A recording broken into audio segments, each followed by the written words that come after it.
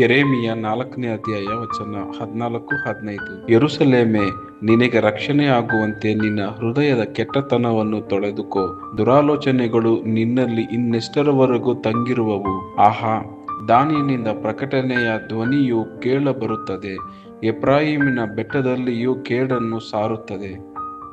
Jeremiah chapter 4 verse 14-15. Jerusalem, wash the evil from your heart and be saved. How long will you harbor wicked thoughts?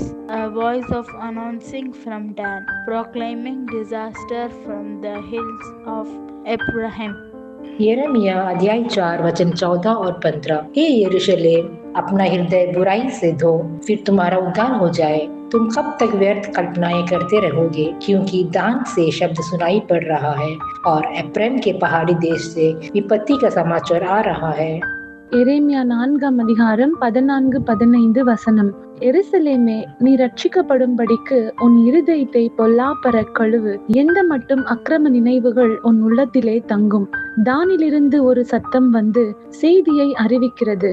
எப்ராயிமின் மலையிலிருந்து வந்து தீங்கை பிரசித்தம் பண்ணுகிறது. యెరెమీయా 4వ అధ్యాయం 14-15 వచనం. యెరూషలేమా, నీవు రక్షింపబడినట్లు నీ హృదయములో నుండి చెడుతనమును కడిగి వేసుకొనుము. ఎన్నాళ్ళ వరకు నీ దుష్టాభిప్రాయములు నీకు కలిగియుండును? దాను ప్రదేశమున నొకడు ప్రకటన చేయుచున్నాడు, కీడు వచ్చుచున్నదని. ఎఫ్రాయిము కొండల ఎందొకడు చాటించుచున్నాడు.